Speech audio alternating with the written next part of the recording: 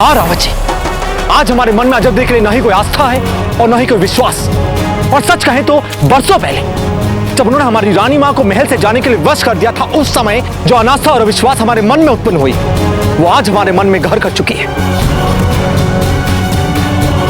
नहीं बाबूजी राज, एक बात हमें अब भी समझ में नहीं आ रही है कि अजब दे अकेले अपने दम पर भला कैसे एक पूरे प्रांत को राज्य से अलग करने के लिए तैयार कर सकती है। नहीं बाबूजी, हो ना हो कुछ ना कुछ भूले हमसे भी। हम मानते हैं रावत जी, हमसे भूल हुई, हम मानते हैं। हम मानते हैं कि चित्तौड़ में कोई तो है जो बहुत सफाई से षड्यंत्र रच रहा है। कोई तो है जो बिजोलिया के सभी सहायता पत्रों को हम तक पहुंचने नहीं दे रहा है। कोई तो है, पर इसका अर्थ यह नहीं कि हम किसी को भी अधिकार दे दे अपनी मातृभूमि के टुकड़े करने के। नहीं रावत जी। बाबूजी, आप सर्वप्रथम हमें उस षड्यंत्र के बारे में बताइए, क्योंकि जब से आपने उस षड्यंत्र के बारे में उस पत्र में लिखा है तभी से ये बात हमें परेशान कर रही है। रावत जी, घाव देख रहे हैं आप हमारे बाह पे?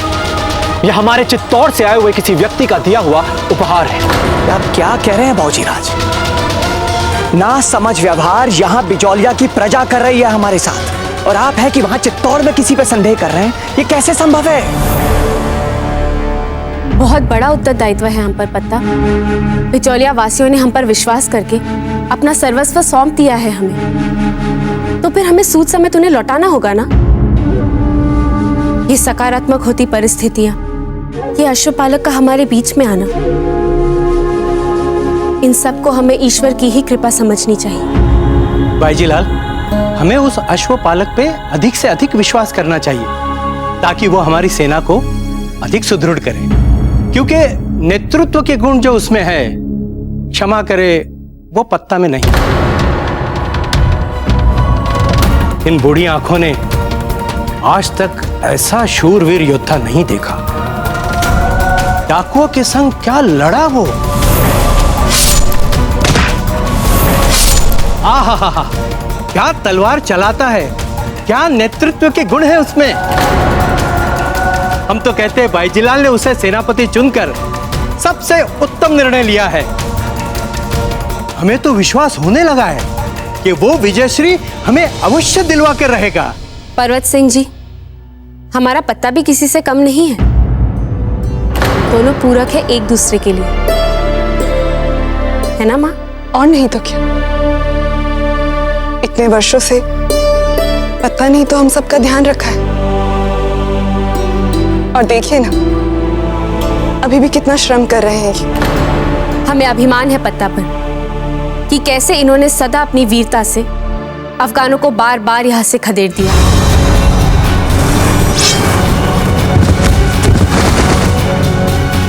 और हमारे मवेशियों को छुड़ाया। बस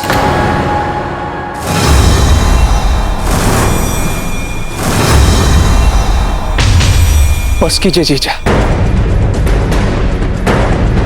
हमें आपकी इस प्रशंसा की कोई आवश्यकता नहीं।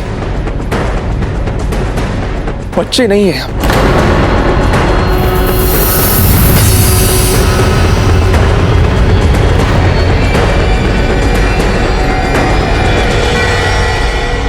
रावत जी, हमें पूरा संदेह है कि चित्तौड़ में बैठे बैठे कोई षड्यंत्र रच रहा है, क्योंकि अगर बिजोलिया वासियों को पता चल जाता कि हम वास्तव में कौन हैं, तो हम पर बहुत पहले हमला हो चुका होता। क्योंकि राज परिवार के हर सदस्य के प्रति यहाँ के नागरिकों में क्रोध की भावना है। और इसके अतिरिक्त क्या बाबूजी राज?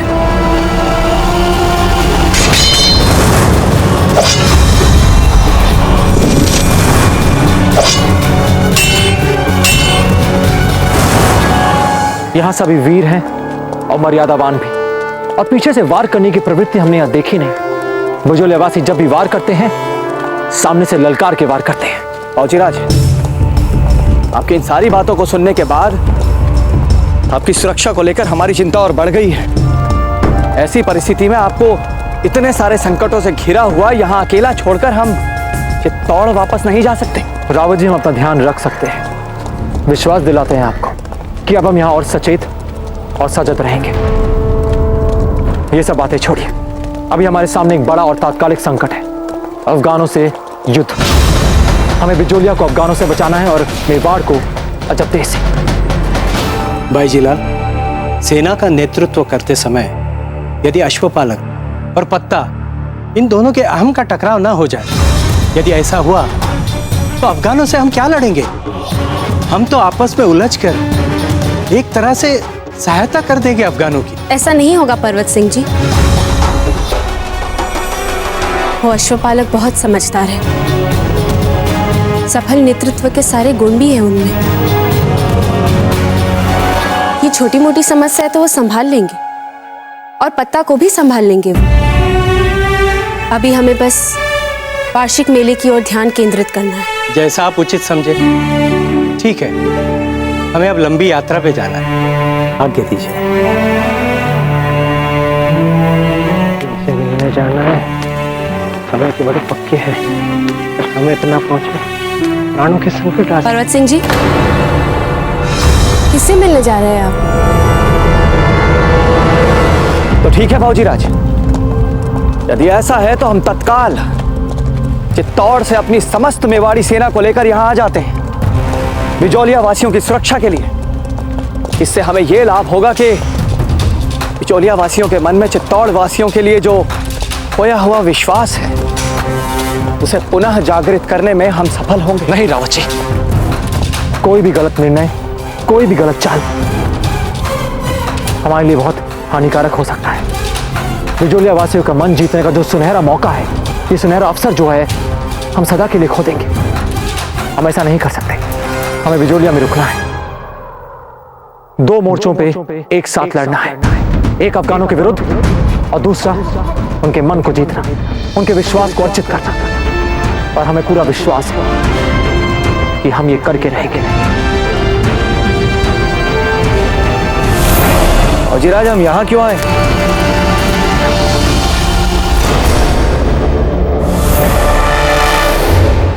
हमने जो स्वर्ण मुद्राएं आपको लाने को कही थी, क्या आप लाए हैं? जी फौजी राज।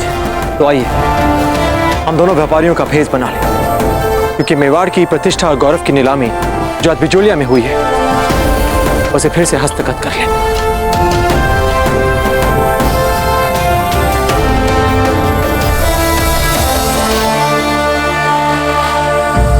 किससे मिलने जा रहे हैं आप?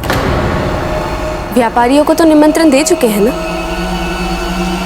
हाँ हाँ, व्यापारियों को तो निमंत्रण जा चुका है। कुछ व्यक्तिगत कारणों से हमें जाना है, निजी काम। धर्म पत्नी का मामला तो संकट का ही मामला होता है। पर्वत सिंह जी, हम आशा करते हैं कि सब कुछ ठीक है। बहुत दिनों से आप व्यस्त दिख रहे हैं हमें। सब ठीक है, चिंता की कोई बात नहीं है। आज्ञा दीजिए, हम चलते हैं।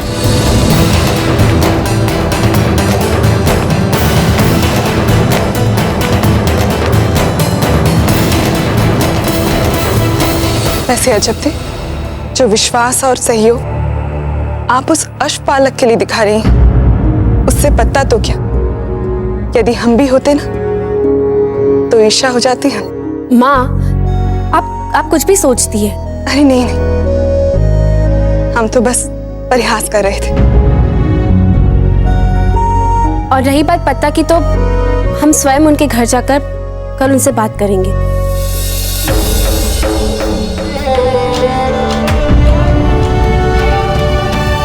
हुआ क्या है इन्हें? तो तुम कह रहे हो कि डाकुओं का एक हथियारबंद दस्ता बिजोलिया वालों और वहां की बाईजी लाल के सोने के जेवरात की नीलामी के वक्त हमला करने आया था, और एक शख्स ने आके उन सबको मार के बिजोलिया वालों की दौलत को लूटने से बचा लिया? हुजूर, मेरे ख्याल से ये वही शख्स है जिसने हमारे फौजियों को अकेले अपने दम पर पीटा था। हुजूर, आपके घाव देखकर लगता है कि गोया शहंशाह अकबर ने कुछ ज्यादा ही कीमत ले ली है हमारे उन फौजी इमदाद के लिए।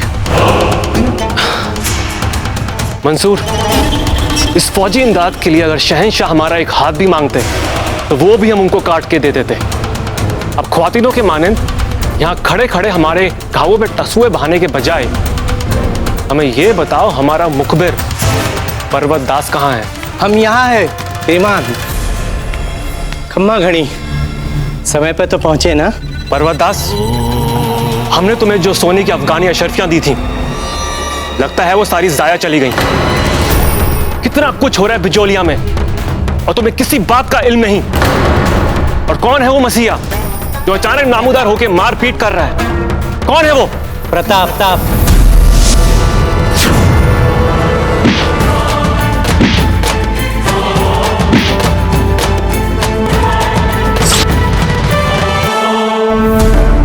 20 सहस्त्र स्वर्ण मुद्राओं से एक कौड़ी कम नहीं लूंगा।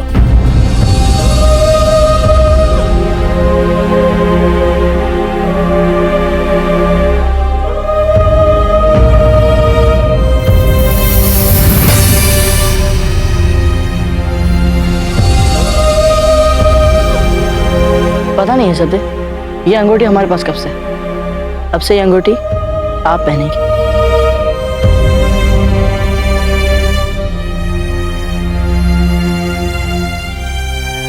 ये लीजिए 20 सहस्त्र स्वर्ण मुद्राएं।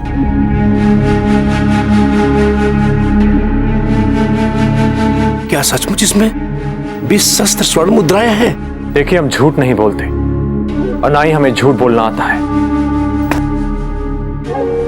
बुरा ना माने तो एक सुझाव दूं आपको? जी कहिए। आप ये व्यापार करना तो छोड़ ही दीजिए, कोई और काम कर लीजिए। आप 20 सहस्त्र मुद्राएं एकदम से देने को तैयार हो गए? अरे थोड़ा बहुत तो मोल भाव किया होता। क्षमा कीजिएगा, आपको व्यापार करना तो आता ही नहीं। व्यापार करना आपको नहीं आता जीवन राम जी। अगर आप हमें इन स्वर्ण आभूषणों के लिए दुगना भी मांगते ना, तो हम इतनी सरलता से आपको दे देते। अच्छा, ऐसी क्या बात है स्वर्ण आभूषणों में? ये हमारे लिए मात्र स्वर्ण आभूषण नहीं है, ये मेवाड़ का गौरव है, अमूल्य है, कोई इनका मोल नहीं लगा सकता। ठीक है भाई, जैसा आपको अच्छा लगे।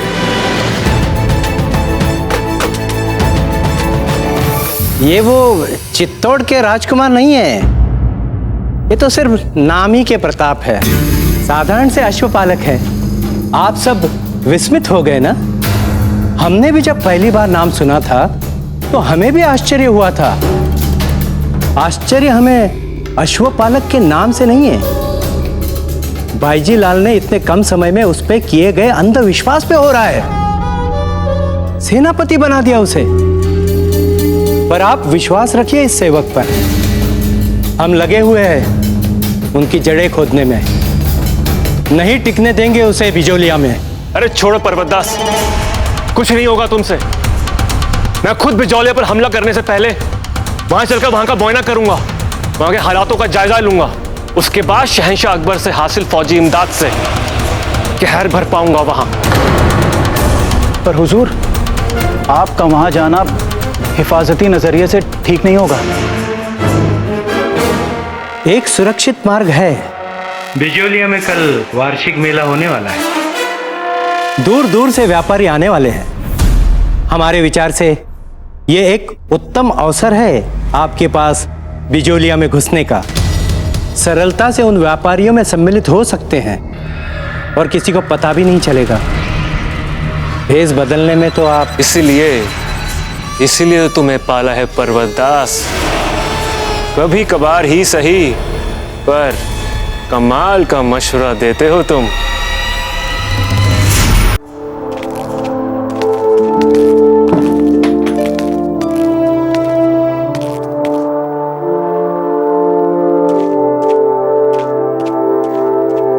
रावत जी, आपको चित्तौड़ वापस लौट जाना चाहिए। आपसे अतिरिक्त आपको और सचेत रहना पड़ेगा, विशेषकर दाजीराज के लिए। उन्हें लेकर हमारे मन में बहुत चिंता हो रही है। दाजीराज, अब राणा जी और चित्तौड़ की चिंता हम पर छोड़ दें। हम है ना, इस समय अफगानों के विरुद्ध उस जटिल अभियान के लिए हमारा पूर्ण समर्थन है आपके साथ। दाजीराज, आपको जब भी जो भी आवश्यकता हो, हमें मात्र एक संदेश भेज दें। हम सदैव आपकी सहायता के लिए तत्पर रहेंगे। जय एकलिंग जी, जय एकलिंग जी।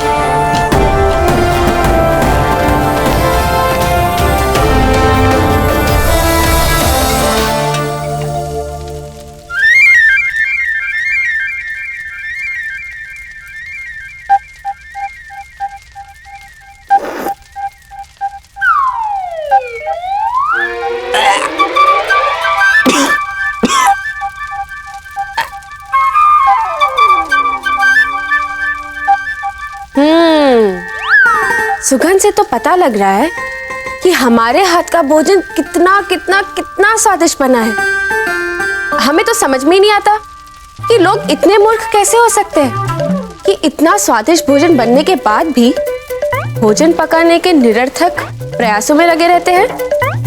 कुछ तो फल होना चाहिए ना श्रम का भी। जीजा, हम अपनी भूख मिटाने के लिए स्वयं अपना भोजन बना सकते हैं। हमें कोई आवश्यकता नहीं आपके महलों के भोजन की। हाँ हाँ पत्ता, हम जानते हैं कि आप बहुत बड़े हो चुके हैं और अपना भोजन स्वयं बना लेते हैं,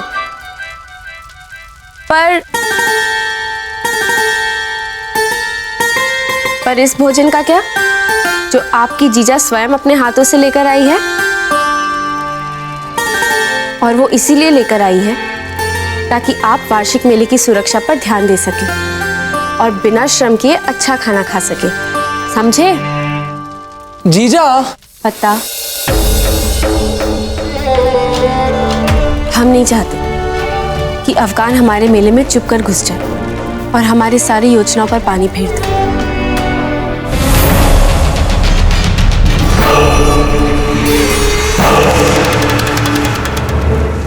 और ये काम खाली पेट तो नहीं हो सकता ना, बोलिए? इसीलिए हम चाहते हैं कि इस महत्वपूर्ण अभियान के लिए अवश्य आप अच्छा और पेट भर भोजन खाएं। हमें क्यों खिला रही है? हम कौन है? जाकर अपने सेनापति को खिलाइए ये भोजन।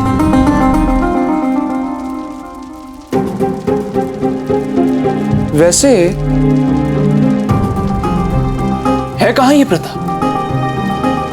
कल रात को जब हम घर आए थे तब भी वो यहां नहीं थे, और अब तो सुबह हो गई, अब भी महाशय का कोई अता पता नहीं। गए कहां होंगे?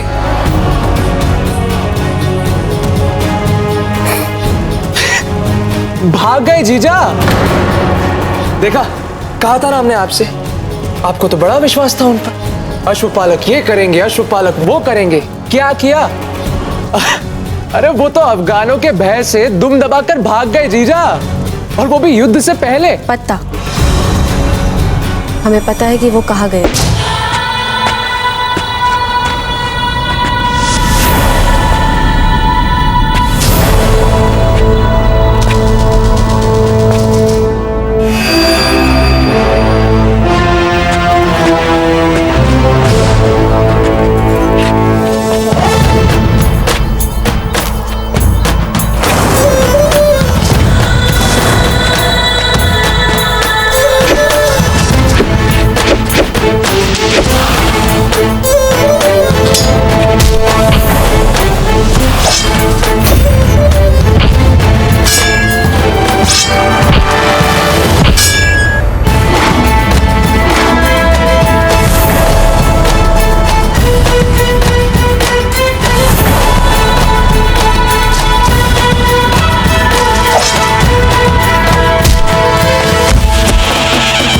जीजा, अब क्या करिए जीजा?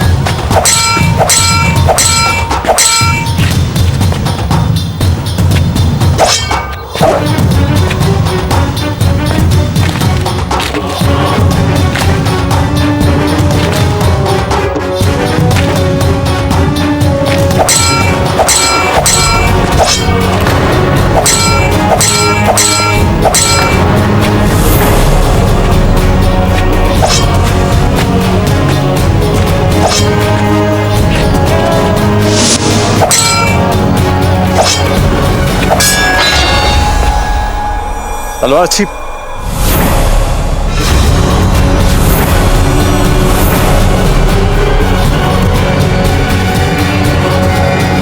ये कैसा परिहास है? एक स्त्री के विरुद्ध हथियार चलवा दिया आपने हमसे। हम बस आपकी परीक्षा ले रहे थे। हम देखना चाहते थे कि बाईजीलाल ने जिसे सेनापति नियुक्त किया है अपनी सेना में, वो इस काबिल है भी या नहीं। हमें तो लगता है जब तक अफगान पूरी तरह हमारी सीमाओं से नहीं चले जाते, बाईजीलाल हमारी परीक्षा लेना नहीं छोड़ेंगे। बहुत रक्त बह चुका है आपका। हम लेप भिजवा देंगे, लगा लीजिएगा।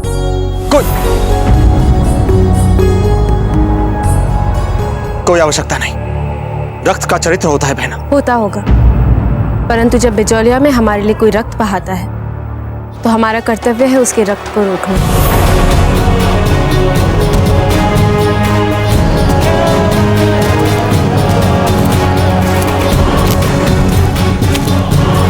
सिपाहियों, चले मेले में चलते हैं। कुंवर जगमाल, कुंवर जगमाल। रानी माँ, रानी माँ।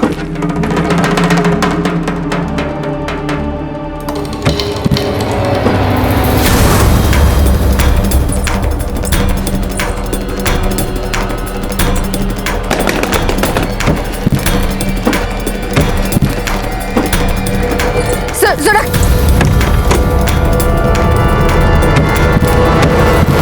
रानी माँ। कुंवर जगमाल, कुंवर जगमाल, कुंवर जगमाल, कुंवर जगमाल, कुंवर जगमाल, कुंवर जगमाल, कुंवर जगमाल, कुंवर जगमाल, कहाँ से खुलेगा ये? कुंवर जगमाल!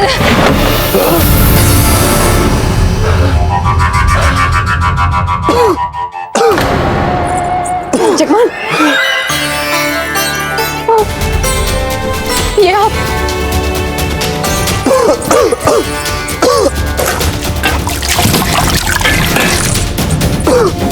किसने ऐसा दुस्साहस किया आपके साथ? बताइए हमें, किसने ऐसा दुस्साहस किया? आप ठीक तो है ना? हम सुरक्षा करने को बुलाते हैं। रानी माँ, हमने स्वयं ही अपने साथ ये प्रयोग किया है। हम सिर्फ ये देखना चाहते थे कि अगर हम किसी को इस काष्ठ पेटी में बंद कर दे तो वो कितनी देर तक जीवित रह सकता है। पता है, इस काष्ठ पेटी में एक छिद्र बन जाना तो ठीक रहेगा। बुद्धि भ्रष्ट हो गई आपकी। आप जानते हैं आप क्या कर रहे हैं? रानी माँ, हमारी बुद्धि को कुछ नहीं हुआ है। हम तो बस बहुत आगे की सोच रहे हैं। हम बस कम से कम जगह घेरने वाला यातना कक्ष बनाने की तैयारी कर रहे हैं। ये यातना का खेल प्राणघाती हो सकता है कुंवर जगमाल, जानते हैं ना आप? हम बहुत कुछ जानते हैं रानी माँ। संभवतः आप ये नहीं जानती कि इस समय रावत जी ताजीराज के कक्ष में हैं। आप जाके उन्हें संभालिए।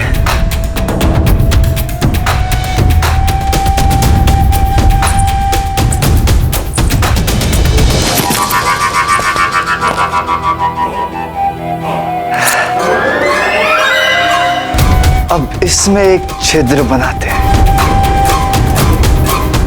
ये आप क्या कह रहे हैं रावत जी? चित्तौड़ में कोई षड्यंत्र कर रहा है? कौन है जो हमारे हाथों बेमौत मरना चाहता है? बताइए हमें। राणा जी, हमें अब तक पता तो नहीं चल पाया है कि वो कौन है, किंतु इस बात का पता लगाने के लिए हम अपनी जान तक लड़ा देंगे। किस बात को पता लगाने में जान लगा रहे हैं रावत जी? धीर भाई जी, कुंवर प्रताप ने इनसे कहा है कि कोई है जो चित्तौड़ में हमारे विरुद्ध षड्यंत्र कर रहा है।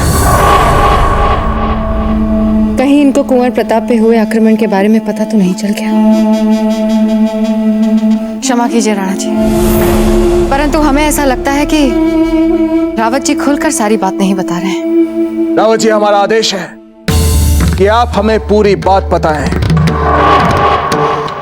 राणा जी, एक अपराधी टोली द्वारा आत्मघाती आक्रमण हुआ है बिजोलिया में हमारे बाबूजी राज प्रताप पर। कुंवर प्रताप को कहीं चोट तो नहीं आई, कहीं अधिक लगा तो नहीं है उन्हें? जी नहीं रानी साहब, एकलिंग जी के आशीर्वाद से हमारे बाबूजी राज प्रताप एकदम ठीक है। रावत जी, कौन है जिसने कायराना आक्रमण किया है कुंवर प्रताप पर? पता लगाइए और उसे हमारे सामने लेकर आइए। जी राणा जी। रावत जी, हमने आपके और आपके परिवार के बारे में बहुत कीर्ति सुनी है, बहुत सुना है कि आप मेवाड़ के उत्तराधिकारी की रक्षा के लिए प्राणपण लगा देते हैं, पर आज ये सब कुछ देखकर हमें इन सारी गाथाओं पर संदेह होने लगा है। रानी साहब, स्वर ऊंचा उठाने से सच झूठ में नहीं बदल जाएगा रावत जी। आप अच्छी तरह से जानते हैं कि कुंवर प्रताप मेवाड़ के उत्तराधिकारी हैं, युवराज हैं वे। ये जानते हुए कि उनके प्राण संकट में हैं, आपने उन्हें बिजोलिया में अकेले छोड़ दिया। तो रानी साहब। रावत जी, हम धीर बाई जी की बात से सहमत हैं। हमें भी ऐसा लगने लगा है कि कुंवर प्रताप को बिजोलिया में अकेला छोड़ हमने बहुत बड़ी भूल की है। राणा जी, बाबूजी राज प्रताप के लिए आपका चिंता करना एकदम उचित है, किंतु बाबूजी राज बिजोलिया में जिस महत्वपूर्ण कार्य के लिए गए हैं उसके लिए। रावत जी, हमारी बात को ध्यान से सुनिए। हम चाहते हैं कि इसी समय किसी को भेजकर कुंवर प्रताप को वापस चित्तौड़ में बुलाया जाए। बिजोलिया के असंतोष का कारण कोई और भी पता लगा सकता है। उसके लिए हम कुंवर प्रताप के प्राणों को संकट में नहीं डाल सकते, इसलिए हम चाहते हैं कि आप हमारा ये संदेश अभी इसी समय कुंवर प्रताप तक पहुंचाएं। जी राणा जी।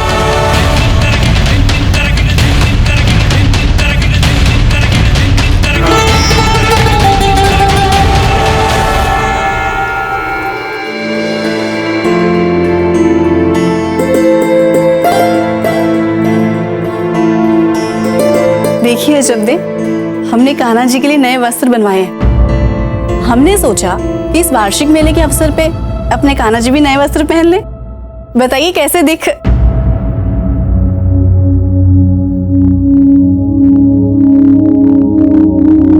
जब्दे, आप इस समय मंदिर में क्या कर रही हैं? कुमकुम कहाँ पर है?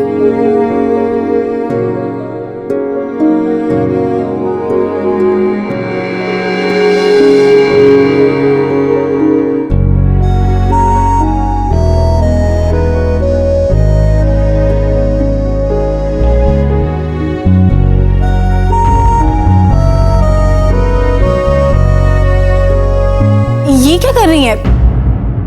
कुमकुम जल में?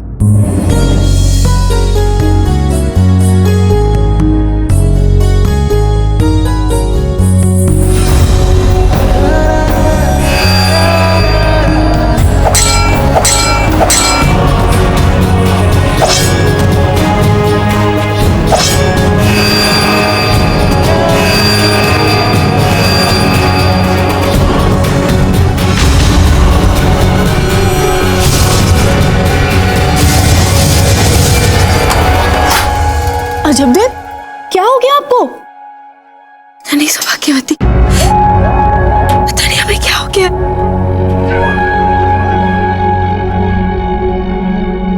हमें मेले में जाना, जाकर देखना है कि वहां कैसे कैसे अश्व है, कैसे कैसे हथियार है। हमें जाना। रुकिए, हम आपको ऐसे नहीं जाने देंगे, थोड़ा तैयार तो हो जाइए।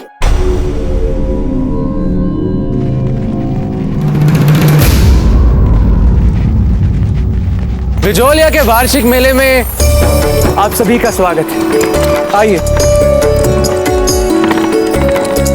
आइए, स्वागत है, स्वागत है। मवेशियों को बेचने के लिए हमें अलग स्थान नियुक्त किया है। आइए हम बताते हैं। आइए।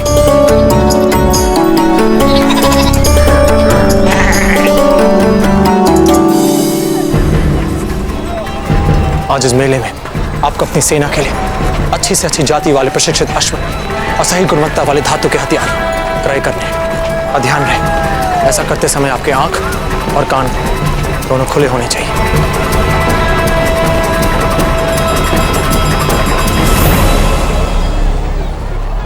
याद है ना तो तलवार की धार इतनी तेज हो कि हमारी इच्छा के बिना ही सामने वाले को काट दे, ना ही इतनी बूथरी आवश्यकता पड़ने पर हमें ही धोखा दे दे। समझ गए? समझ गए?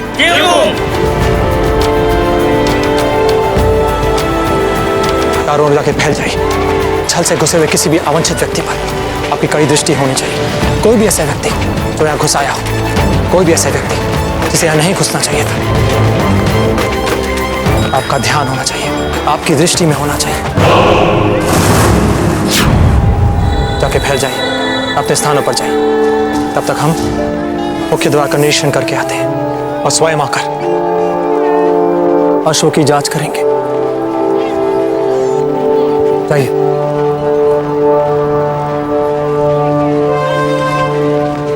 हुकुम, इतनी भीड़ भाड़ में हम उन्हें पहचानेंगे कैसे? बहुत सरल है। जिन्हें हथियार बेचने होंगे वे अपने हथियार आदि का प्रचार करने के लिए बढ़ चढ़कर आगे आएंगे।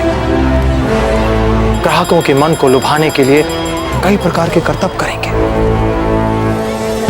और जिन्हें हथियार क्रय करने होंगे वे उन्हें देखेंगे, परखेंगे, उनका मोल भाव करेंगे। और जो व्यक्ति चुपचाप शांत इधर उधर ताक झांक कर रहा होगा, संदेहास्पद ढंग से भटक रहा होगा, उस व्यक्ति पर ध्यान देने की आवश्यकता है। हो सकता है कि वो अवांछित हो।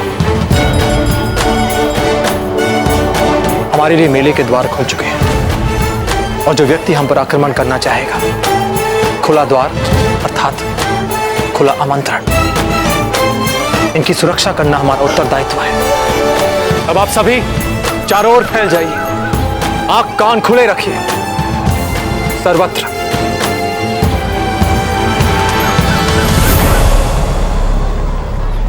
सुनिए, क्या कह रहे थे आपके सेनापति? जी, उन्होंने कहा है कि ऐसे अवांछित व्यक्तियों पर दृष्टि रखिए जो मेले में घुस आते हैं। हाँ, दृष्टि तो हम भी रख रहे हैं आपके सेनापति पर। जी, क्या कहा आपने? कुछ नहीं, आप सब जा सकते हैं। जी।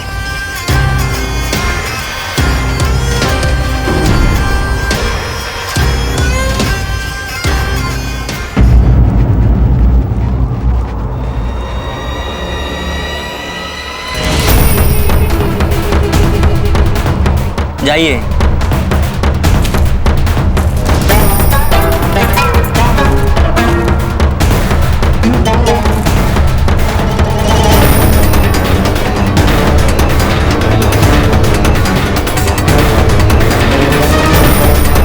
रुको, कौन हो तुम? जी, हथियारों का व्यापारी हूँ। यहाँ किस लिए आए हो? ये जाहिर सी बात है, अपने हथियार बेचने आया हूँ। क्या नाम है तुम्हारा? ये कल्लू लोहार। कहाँ से आए हो? जी, बूंदी से। इतनी दूर से? अब आपको दूरी से भी शिकायत है श्रीमान? नहीं, मतलब जब दूसरा कोई व्यापारी नहीं आया बूंदी से तो तुम वहां से अकेले ही चले आए?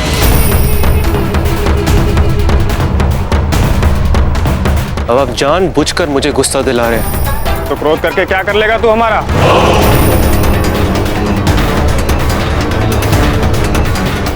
अब वाकई में जानना चाहते हैं कि हम क्या कर सकते हैं? हाँ हाँ, बता बता, क्या कर लेगा तू हमारा?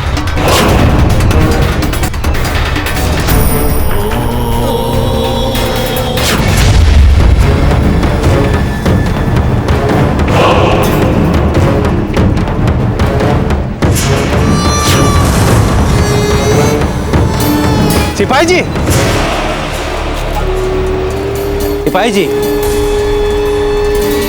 हमने भली भांति इनकी जांच कर ली है। ये बूंदी के प्रसिद्ध हथियार निर्माता कल्लू लोहार हैं। आप इन पर विश्वास कर सकते हैं। बेचने दीजिए इन्हें इनके हथियार। जो हुकुम पर्वतदास जी। आओ। आइए कल्लू लोहार जी, आइए।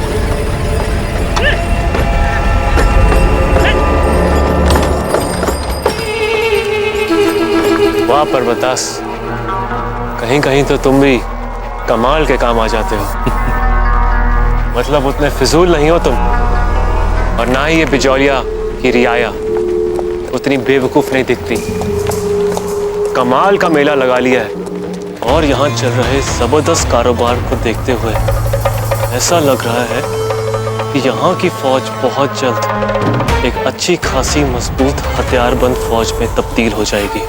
जी हाँ, वही है वो।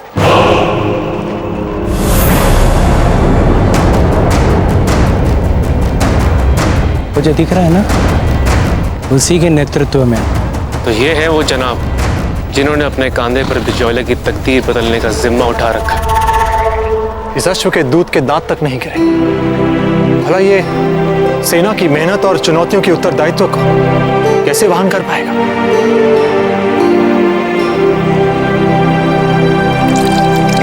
इस अश्व की जांच करवाइए। जब से आया है जल ही पीते जा रहा है। भला कोई स्वस्थ अश्व इतना जल पीता है क्या?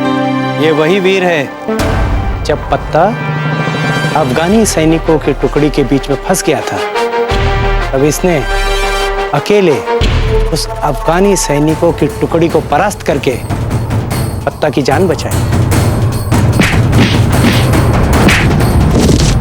इस वीरता के कारनामे के बाद अब तो स्थिति यह है कि बिचौलिया के बच्चे बच्चे के मुख पर इसकी वीरता के चर्चे हैं। भरवत दास, शायद तुम कुछ भूल रहे हो, तो तुम्हें याद दिलाऊं। उसने जिन सिपाहियों को मारा था, वो सिपाही बादशाह खान के थे। श्रीमान, इसीलिए हम सारी बातें आपको बता रहे ताकि आपको उसकी वीरता के बारे में पता चले। अब हमारे बाजीलाल को ही देख लीजिए।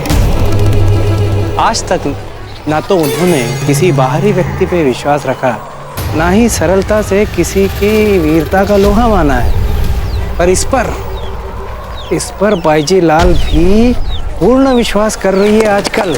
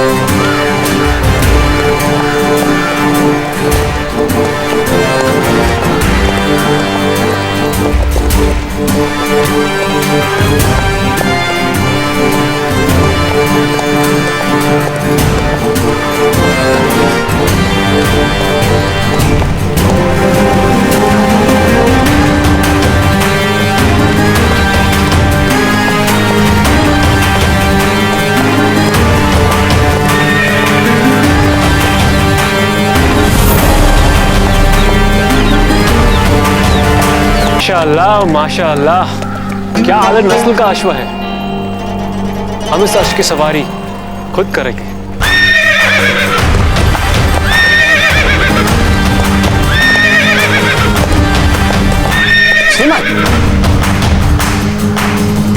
तुम इस अश्व को हमें बेच दो।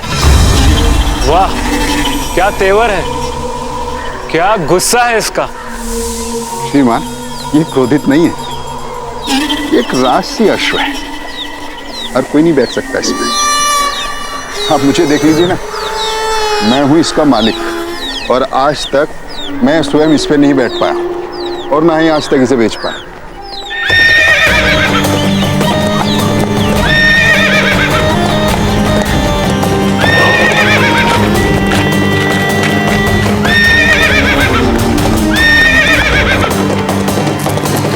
अरे ये इस कदर इतना बदतमीज क्यों है? क्योंकि इसने आज तक ऐसा सवारी नहीं पाया जो इसके लिए उपयुक्त हो। तो तुम्हारे कहने का मतलब ये है कि आज तक तुम्हें ऐसा कोई खरीदार ही नहीं मिला जो इसे खरीदने लायक हो। दरअसल ये एक निहायती बिगड़ालू अश्व है, एकदम जंगली। नहीं श्रीमान, ऐसा नहीं है। ये एक विशिष्ट अश्व है, ऐसा अश्व जो अपना मालिक स्वयं चुनेगा। हर कोई इसका मालिक नहीं बन सकता और मैं भी इसे तब तक नहीं बेचूंगा जब तक इसका मुझे कोई असली खरीदार नहीं मिलेगा जो इसके लिए उपयुक्त हो।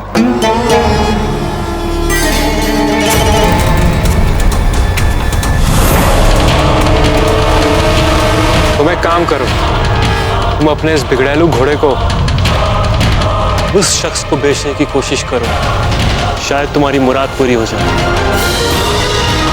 चलो देखते हैं, चलो देखते हैं, क्या पता वही हो तुम्हारा होने वाला मालिक। आओ चलो आ जाओ।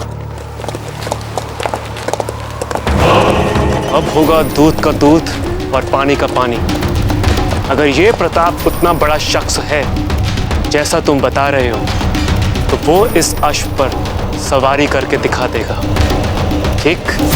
जितना और जैसे भी उसके बारे में सुना है, हमारे अनुमान अनुसार वो तो उसके बाएं हाथ का खेल लगता है।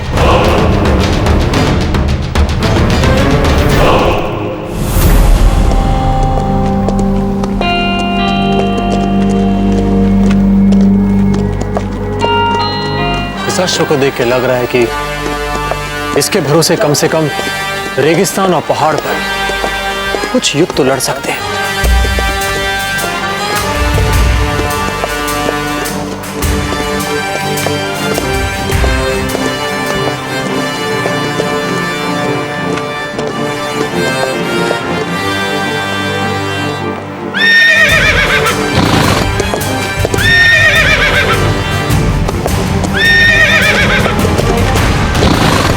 क्या बात है? पहले तो तुम कभी ऐसा नहीं करते ना। अगर तुम इस व्यक्ति के साथ जाना चाहते हो तो साफ साफ सुन लो, मैं नहीं बेचूंगा तुम्हें इसे। हाँ कह देता हूं। शांत हो जाओ, एकदम शांत है।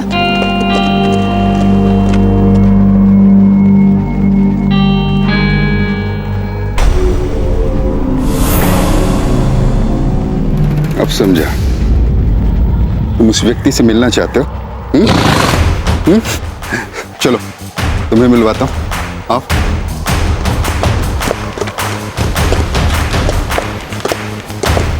खम्मा गणेशा, एक दृष्टि अश्व पर डालें।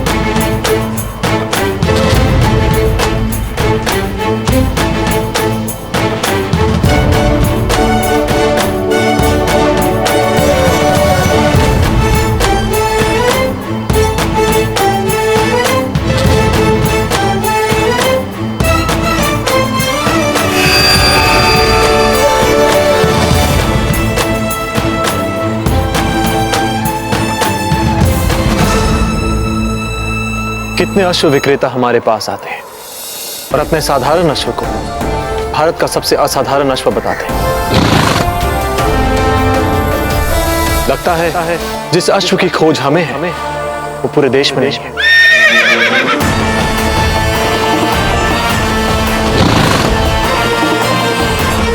थक चुके हैं अश्वों को देखते देखते।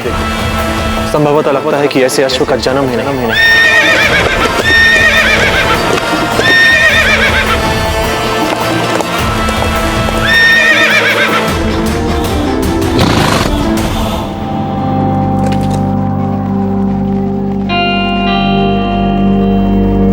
आप लोग अपने अपने स्थान पे जाइए। अच्छा श्रीमान, ये बताइए कौन कौन से गुण चाहते हैं आप अपने अश्व में? हमें ऐसा अश्व चाहिए जो साधारण मार्ग पर ही नहीं, नदी नाले कीचड़ रेगिस्तान पहाड़ पर समान साहसता के साथ दौड़ सके। हमें ऐसा अश्व चाहिए जो आवश्यकता पड़ने पर बिना खाए कई दिनों तक दौड़ सके।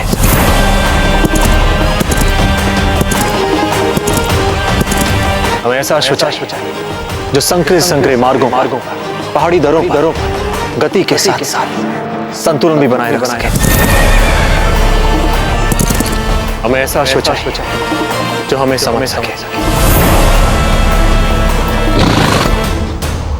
जिसे हम समझ सके।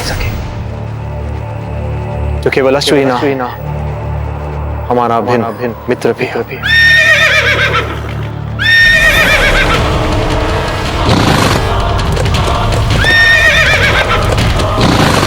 हमें ऐसा अश्व नहीं चाहिए जो हीन हिना के नखरे दिखा माना कि बहुत हट्टा कट्टा और कसीला और नखरे कुछ अधिक ही दिखा।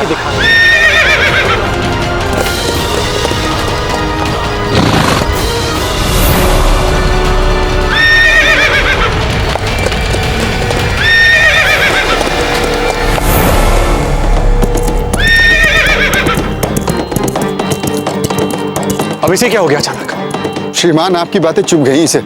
इसके स्वाभिमान पे चोट पहुंचाई आपने, इसलिए क्रोधित हो गया।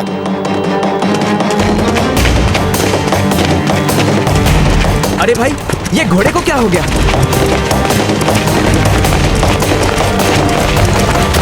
ये घोड़ा पागल हो गया क्या?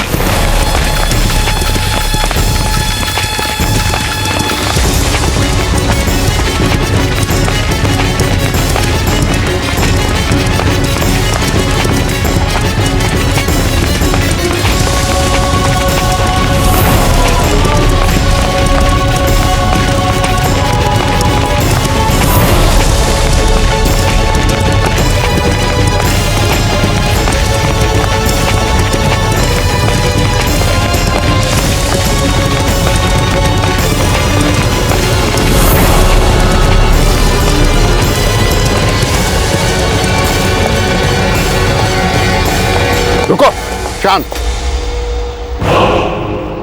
अब तुम चुपचाप खड़े रहोगे, समझे? पर्वतदास, हमें तुम्हारे सेनापति से खौफ ज्यादा होने की कोई जरूरत नहीं है। हमारे मुकर्रर इम्तिहान में ये नाकाम रहा।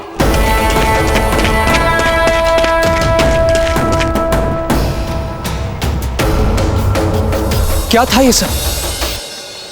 क्यों? क्या हुआ? क्या हुआ? अब हमसे पूछ रहे हैं क्या हुआ? अपनी गरिमा का कोई ध्यान भी है या नहीं आपको? अरे सेनापति बनाया आपको बाईजीलाल, और वो भी सबके सामने, और विशेष रूप से हमारे सैनिकों के सामने, जिनका नेतृत्व करना है आपको युद्ध भूमि में, और आप एक साधारण अश्व नहीं साध पाए।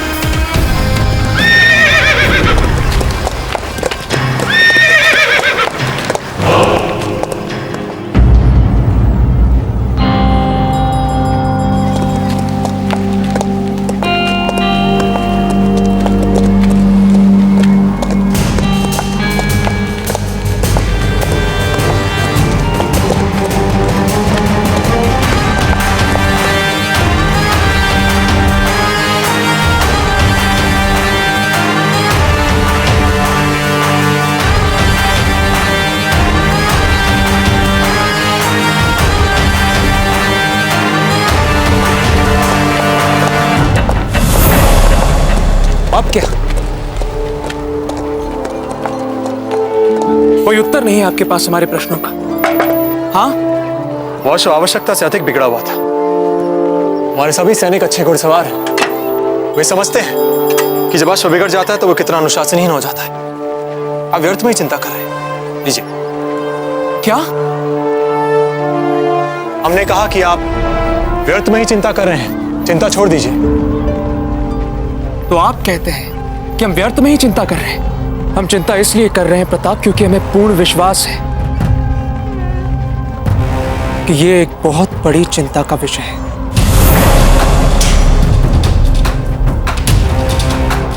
आप कहना क्या चाहते हैं? खुलकर कहिए। मित्र, हमें नहीं लगता कि आप सेनापति के उत्तरदायित्व के लिए उपयुक्त थे।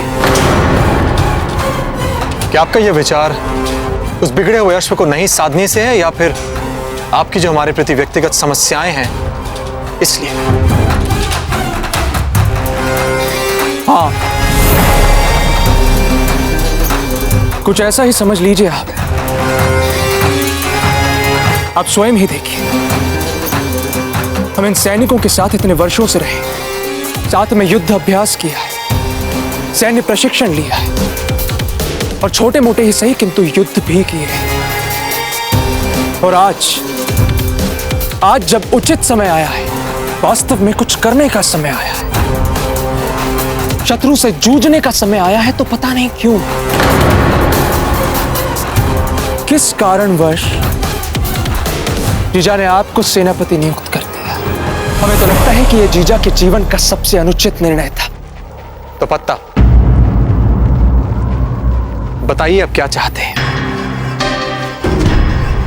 आपको अपना औचित्य सिद्ध करना होगा। यह सिद्ध करना होगा कि अफगानों के साथ जो लड़ाई आपने हमारे लिए लड़ी थी, वो मिली भगत वाली लड़ाई नहीं। आपको यह सिद्ध करना होगा कि आप अफगानों से मिले हुए हैं। यह सिद्ध करना होगा कि आप उनमें से ही कोई एक नहीं है।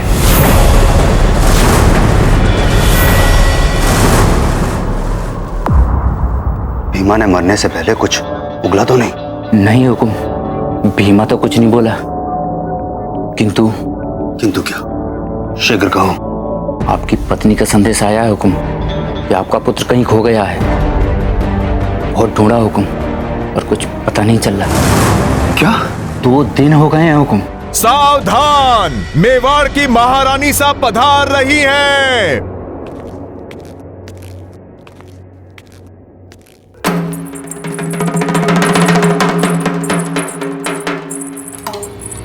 खमागणी रानी साहब,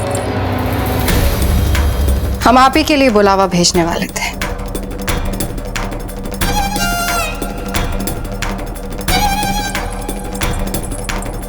इसे लेकर तुरंत बिजोलिया के लिए रवाना हो जाइए। ये संदेश कैसा रानी साहब, और किसके लिए? थमन सिंह जी, आप ये समझ लीजिए कि आपकी की हुई सारी भूलों को सुधारने का यह अंतिम अवसर है। राणा जी की मोहर लगा हुआ राज्यादेश है ये, जिसके अनुसार आपको एक सैन्य टुकड़ी लेकर अपने नेतृत्व में बिजोलिया लेकर जानी है।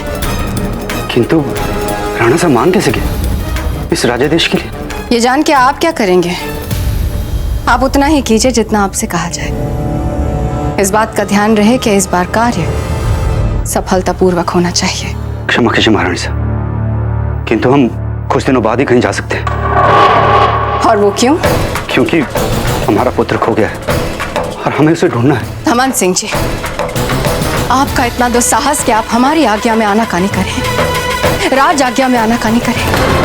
आप अच्छी तरह से जानते हैं ना कि 1-2 दिन का विलंब हमारी सालों की तपस्या पर पानी फेर सकता है। रावत जी को पहले ही संदेह हो चुका है कि बिजोलिया को लेकर यहाँ कुछ अनुचित चल रहा है।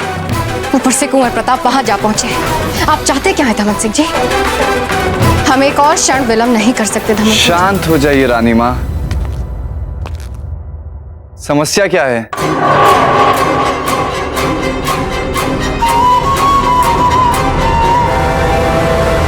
तो बताइए, क्या करना चाहिए हमें आपका विश्वास जीतने के लिए? यह सिद्ध करने के लिए कि आप अफगानों में से ही कोई एक नहीं है, आपको बिजोलिया के सैनिकों से लड़ना होगा।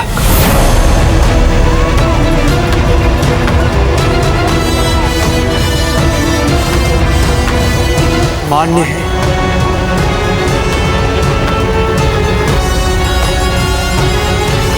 सिपाहियों,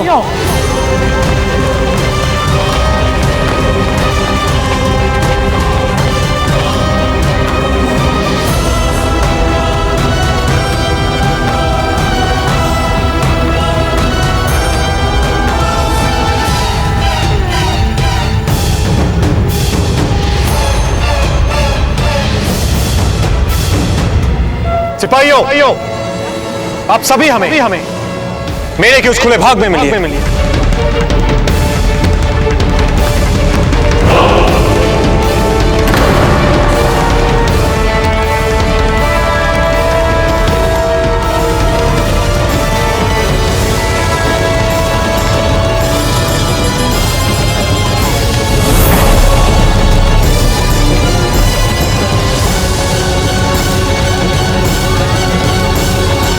क्या हो रहा है पर्वतदास इस लड़के और सेनापति के बीच? लगता है हमने दोनों के बीच जो फूट के बीज बोए थे वे अब फल देने लगे। आइए इस फूट का आनंद लेते हैं। आइए। रानी माँ, हम तो यहाँ आपकी और धमन सिंह जी की समस्या सुलझाना चाहते हैं। बताइए कहाँ उलझी है बात? समस्या क्या है इनकी? समस्या ये है कुंवर जगमाल कि धमन सिंह का पुत्र खो गया है और हम चाहते हैं कि वे तत्काल बिजोलिया जाकर कुंवर प्रताप को यहाँ ले आए।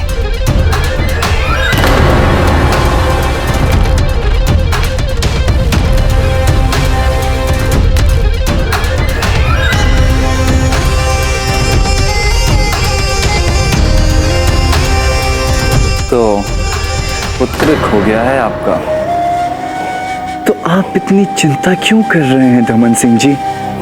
आप तो हमेशा से ही रानी माँ के विश्वास पात्र रहे हैं ना। हर आदेश माना है आपने उनका, हर कार्य भी पूरा किया है, तो फिर आपके पुत्र को हम ढूंढ लेंगे। आप सिर्फ जो रानी माँ कहती हैं वो करते जाइए। रही चिंता आपके पुत्र की, उसके लिए हम हैं ना। देख क्या रहे हैं हमें धमन सिंह जी? कहा तो आपके पुत्र को ढूंढवा देंगे, होगा यहीं कहीं चित्तौड़गढ़ में। ये छोटी छोटी बातों के लिए चिंता करना, वो भी हमारे होते हुए, आपको शोभा नहीं देता। क्या आपको हमारे सामर्थ्य पे संदेह है?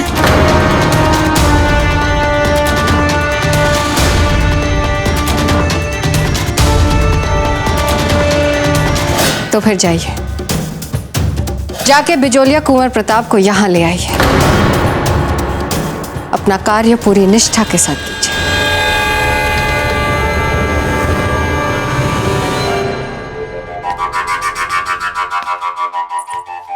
किया क्या है आपने कुंवर जगमाल?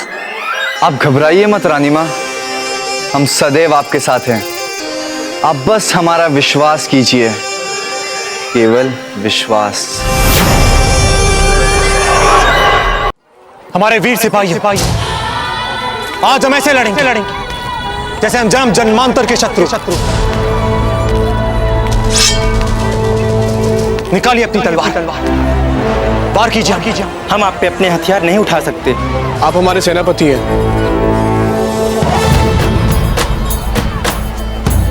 अब इतना दिखावा करने की कोई आवश्यकता नहीं है प्रताप।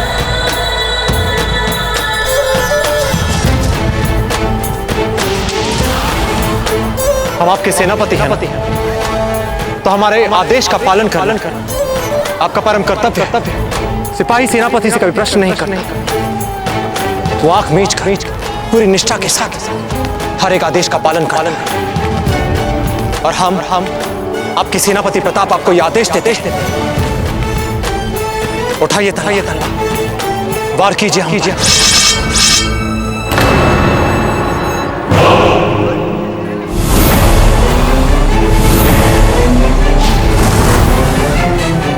पता आपको संदेह था कि हम तो शत्रु से मिले हुए हैं, तो आज हम अपने मित्रों के साथ, आपके मित्रों के साथ यहाँ आपके साथ सबके साथ युद्ध लड़ेंगे। और हमारे विचार से ये युद्ध मिली भगत वाला युद्ध नहीं होगा। आप सब अपनी राजपूती आन के लिए लड़ेंगे, और ऐसे लड़ेंगे कि आपकी जीवन का अंतिम दिन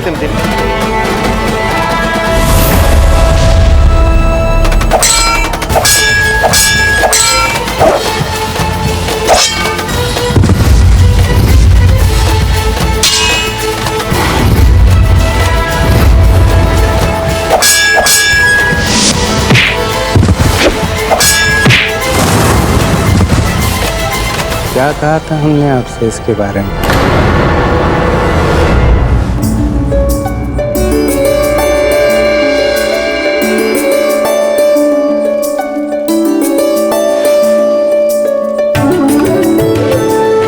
अति सुंदर।